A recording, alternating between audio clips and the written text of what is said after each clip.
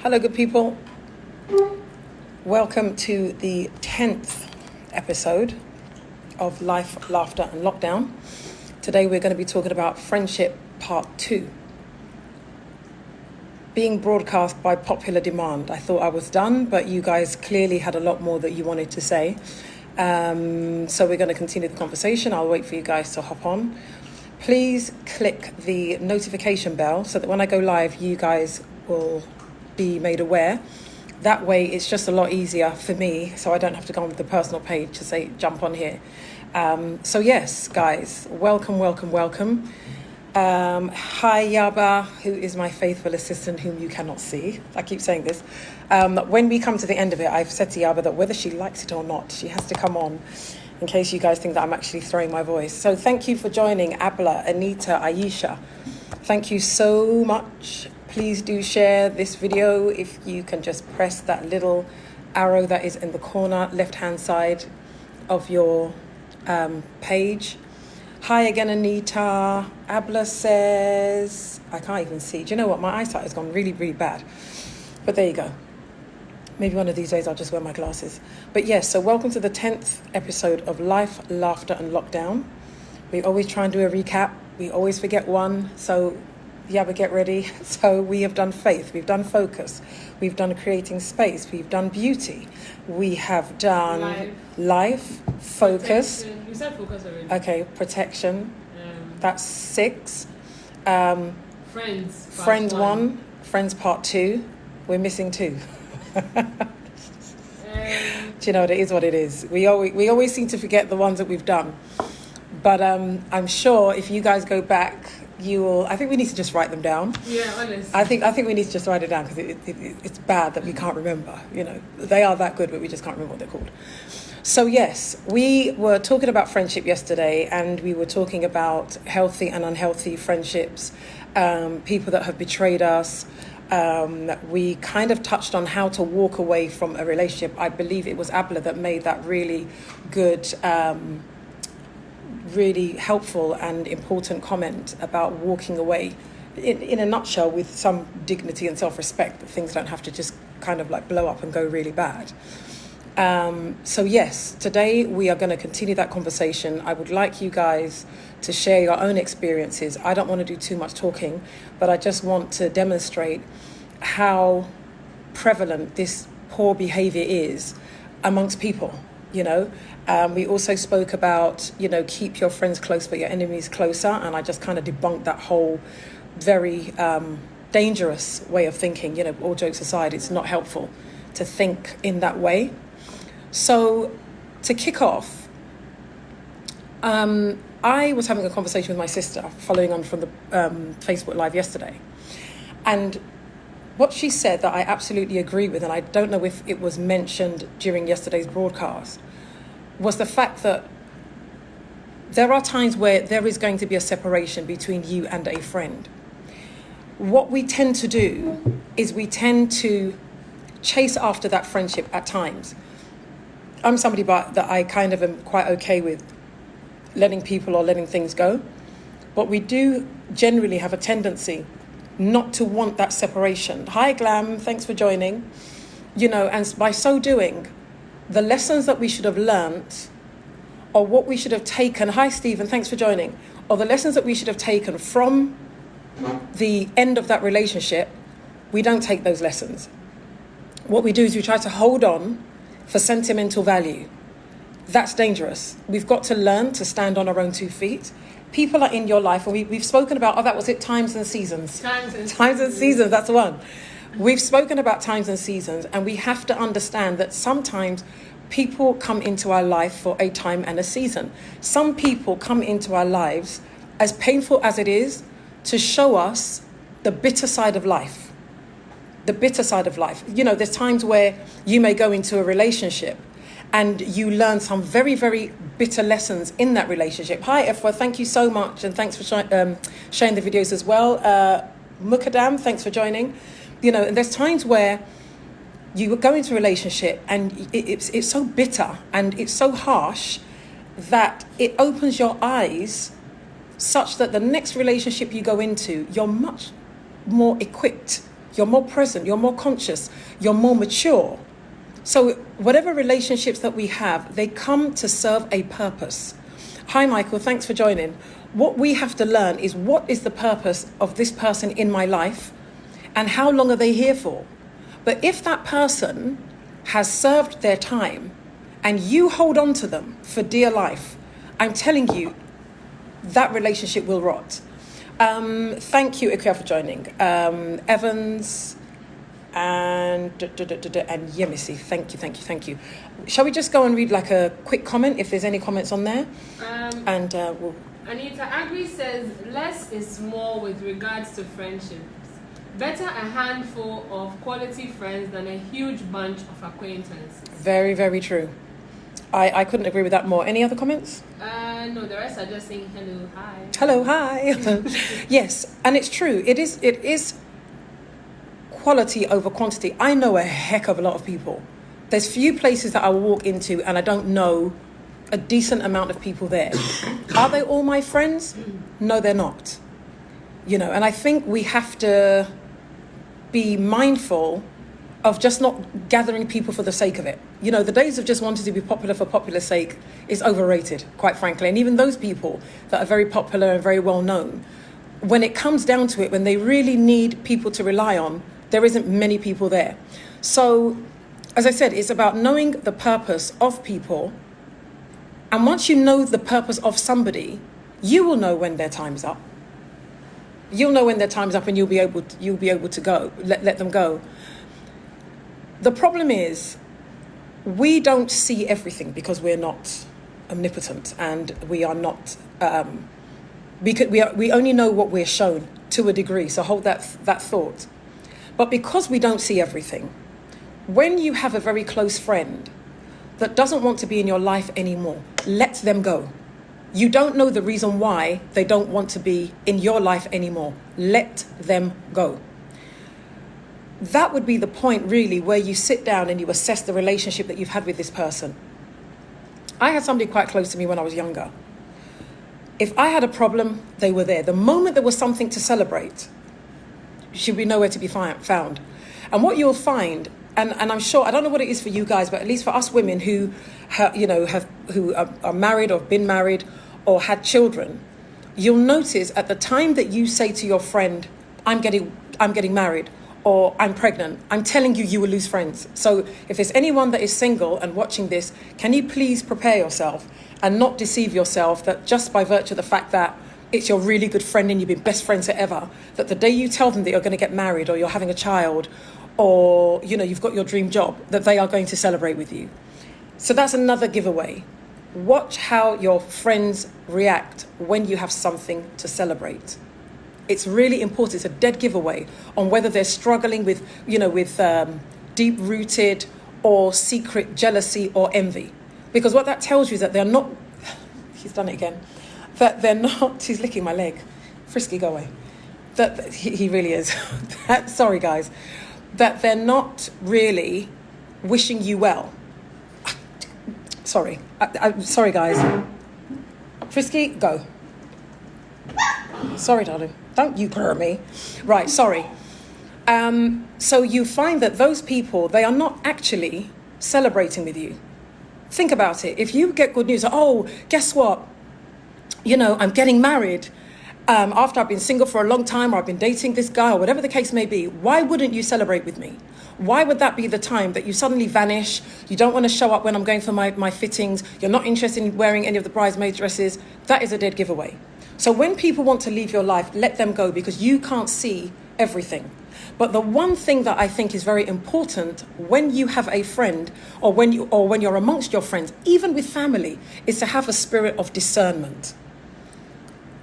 How do I describe what discernment is? I think it would be a way to identify the mind or the heart of a person or a situation aside from what you can see in the physical. That's about right? Mm-hmm. Yeah, that feels pretty good, actually. It's what is not obvious to the naked eye. And pay attention to your intuition, whether you want to call it, the Holy Spirit, your intuition, your sixth sense, whatever you call it because of your belief system, pay attention to it because it's there for a reason.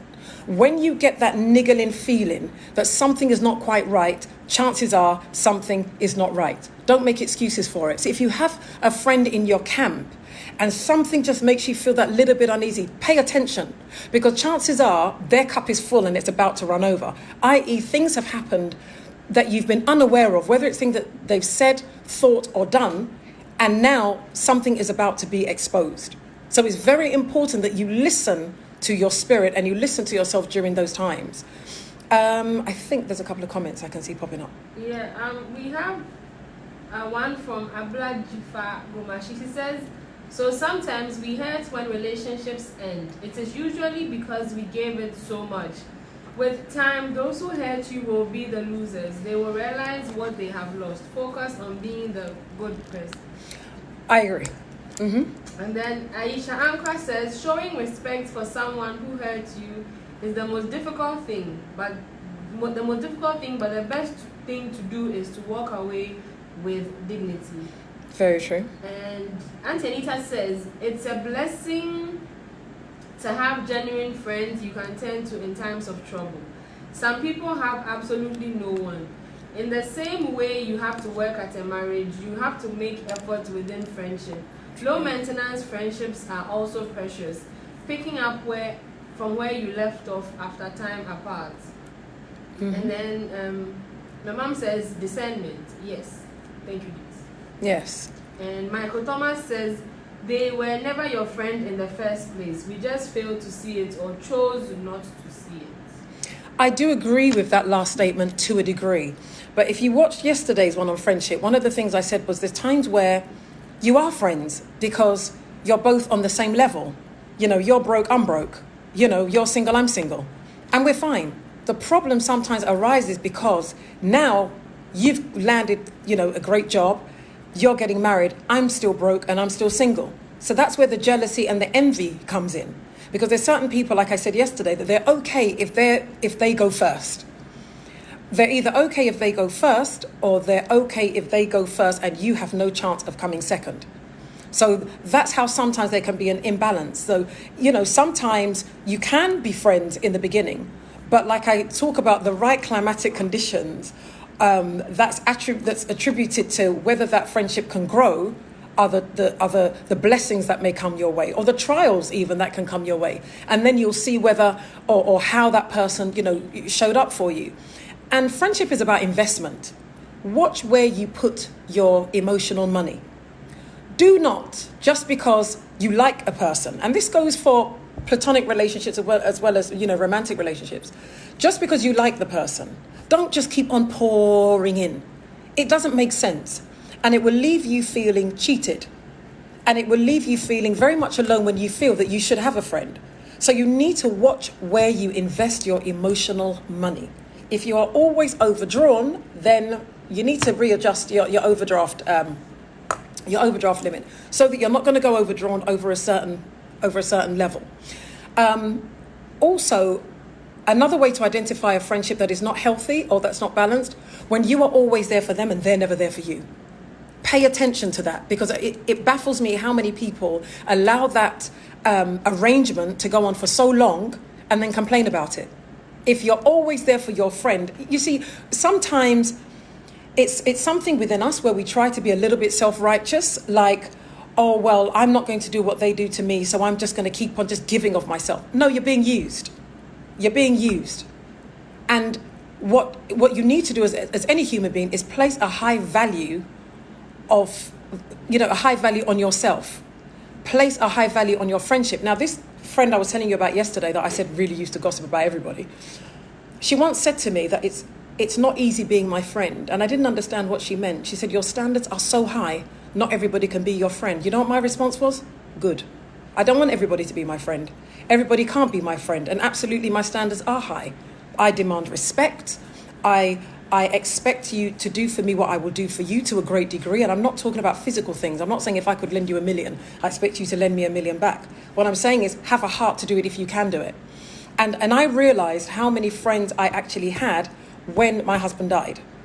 because I did not realize that many people had my back. And it was humbling, quite frankly, to say the least. It was a very humbling experience, and it made me want to give of myself more. And I think that's why when I hear that somebody has been bereaved, that my heart automatically goes out to them. Because friendship is also about investment. What seeds are you sowing in that friendship, and what are you expecting to grow? I have friends that I don't speak to, could be a couple of years, but the moment we get on that phone, it's like we never parted. And also, don't maintain friendships where there's such a drain. Oh, I haven't heard from you for so long, and you haven't done this for me. Low maintenance is the key for me. Low maintenance. So I have, is that, God, you know what? My eyesight is really bad. Guys, I know that Patience has joined. I know Priscilla Coffey has joined. So I would just like to say thank you for joining. Any comments? Ablachi Faguma, she says, by the way, this is not only with friends. It could also be with family. I will get onto the family one later. Key point is you are responsible for your emotions and your reactions. Be in charge of you. Beautiful. And then Yeah. Auntie Anita says, you always use great analogies. Emotional money, overdrawn. Love it. Thank you. And then my mom says, I am truly blessed to have a small core of precious, low-maintenance friends. It takes real commitment. I prayed for this and God blessed me with them. Kawe Gogati says, Dillis, my friend was always the same over the 30. Except I changed and could no longer ignore the things about her that I found unkind. But in a way, I saw a lot of good in her and ignored the things that I didn't like. Even to the end, I couldn't tell her what she did that I found hurtful. I had set this pattern of letting so much go. It felt petty to open that box. Okay. Right. 2 more comments. Can I read or? Yeah. Michael Thomas says, just because you like someone doesn't mean they're your friend. What you just said is right. Sometimes it's you just being used. True friends are there through thick and thin. Leslie and Hoda says, you will always know who are for you or against you. Eventually, yeah. It's at times of support or need. And so she's saying you will know those who are for you or against you at times of support or need. Friend vampires are draining for your spirit and soul. Very true. To the comment that was made about feeling that they were being petty and didn't want to say anything, that's another thing that we do that is not healthy in relationships, denying how you feel. It is so important to be honest with how you feel. If you don't know how to express that hurt to the person that has hurt you, that becomes an assertiveness and a confidence thing. So they're two different things. You're not being petty. If it hurt you, then it's not petty. But more importantly, it's important to let that person know so they don't repeat the behavior. And this is what we do in relationships, again, be they platonic or romantic, that we end up being emotionally abused because we're not being honest about drawing our emotional boundaries and about saying what it is that we don't find emotionally acceptable. For example, I am someone that doesn't like to be spoken to disrespectfully. If you really want to get me pissed, then be disrespectful towards me. I'll cut it dead in a minute. Because I know I'm like that, there is no situation whereby I will sit back and pretend that if you're really rude to me, I will just let it go and not say anything. I will pull you up on it. I don't have to be nasty about it. That doesn't mean that I have to be disrespectful about it, but I do have to be honest so that I can allow you to know under what conditions we are operating under as friends. So, honesty in friendship is important, but these are all skills that not everybody knows, how to use, i.e. being able to speak to somebody in a non-confrontational way when you're upset about something, how to speak to somebody and take the emotion out so that you can be factual. And that's why I work as an emotional independence coach. So if you would like some help with that, I do free consultations. Please only book if you're serious. And for the guys out there that think that this is some kind of dating ploy on my part, it's not. So only ask for a consultation if you're interested in coaching. I am getting a little bit irritated about some of the messages I'm getting in my inbox. Okay, I just had to put that out there. Next comment, please, if there is one. So we have a few comments, but you've been about 19 minutes. Okay, so we're going to read them really quick and then I'm gone. Okay. What's the next one? Yes, Auntie Anita says, for me, honesty is absolutely essential in friendship. A true friend will tell you the truth about yourself in love. As long as I'm told respectfully and sensitively, there's nothing I can't hear about myself. You can have a passionate discussion with a friend without falling out. Leslie Ann Holder says friends should help build you and support you, and vice versa. She says again, there are friends and there are acquaintances. Count your friends on one hand if you can. And then Kawe Ugati responds, she's the one that was talking about being petty. Yes. She responds that she has ended the friendship, but the other friend doesn't know that the friendship has ended. And Amma Doreen says she had a friend for 20 years, and when she betrayed her, she used to cry for 2 weeks because she was due. Yeah, I mean, I'm not saying that you should be like a robot. It is going to hurt. I mean, I'm just a very weird person. I just don't care. If I feel that you don't respect my friendship and you do things like my friend that, we parted after nearly 40 years, I was like, okay, fine, your loss. I actually pitied her that, she could throw away. I know the thing with me, I know the kind of friend I am. So I place such a high value on my friendship that I really do honestly see it as it being your loss. Because I know that I'm the kind of friend, you call me any time, day or night, and you need me, I am there. I know what I put into relationships. I know what I put into friendships. So if you screw it up, I really, really I don't even waste my time. But that's just me personally. I'm not saying that everybody should be like me. I think I can be pretty, maybe I've mastered this emotional independence a bit too much. But I do understand that, yes, it is painful. And depending on what your expectations were of the relationship or exactly what it was that they had done, it is going to hurt. Imagine having a friend that goes and sleeps with your husband or makes an attempt to do that. And I know people that has happened to. Of course, okay, I can't really say this on it, but I'm going to beat your ass. But, everybody's different, and if that causes you hurt, nobody has the right to invalidate that. So I'll read a couple more comments because we're not going to be able to do much more. Aisha Anchor says, it's great to get rid of bad friendship or family because you make the choice to maintain your self-esteem and even your health is more important here. Toxic friendship or family can be stressful. Very true. I mean, I didn't want to get onto the family thing because I think that they require a whole different set of skills I think they require a different set of skills because of the relationship by virtue of the fact that they're family. But the one thing that I will say, and I'll just end it on this note, that I have been known to say to people that titles do not entitle you to affect my emotional or mental health. So titles do not entitle you to affect my emotional or mental health. And what do I mean by that? Unfortunately or fortunately, whether it's my mum, my children, my siblings, that title does not mean you get a free pass to affect my emotional or mental health for the worse. It does not entitle you to do that. If you do that, i.e. cross those emotional and mental health boundaries, is because I have permitted it to be so. So titles, whether you're my pastor, whether you're my manager, I don't allow you to do that. I remember, and I'll tell you this really quickly, I was working on a contract and there was a person that I ended up working for. He wasn't my original manager, who was a very insecure,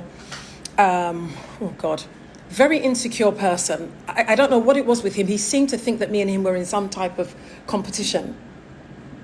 And I called him to the office, and this is very unlike me, but you see, as you grow within yourself as a woman or as a man, and you become more assertive and know who you are to a certain level, you're quite bold in what it is that you accept or don't accept. So I called this man into the office, and I said to him, but you're checking my work. An area of work that you have got no understanding and no experience. I have 20 years. I do not permit you, because he did something which was quite disrespectful. And I pulled him up and I said, I do not, what was the word? I will not allow you to disrespect me in this way. And as he kept it up, all I kept repeating is, I will not allow you to disrespect me in this way. These are the boundaries and the parameters under which I will work here. And these are the boundaries and the parameters under which you will manage me. And I was very bold with it. And I can't tell you how good that felt. Because I had faced a lot of abuse and maltreatment as a contractor over the years when I was working, in various local authorities. So on that note, guys, I'm going to leave it. Thank you very much for joining. I hope that you found this second part of friendship and last part of friendship helpful. Do continue the conversation. I'm going to go through the comments and, I'm going to respond. It might take me until this evening.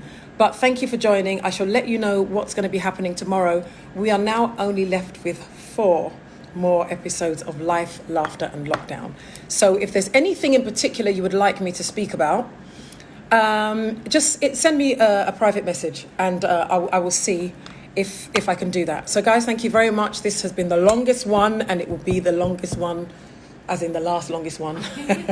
So guys, thanks for watching. Please share, subscribe and like the page. Thank you very much. Bye guys.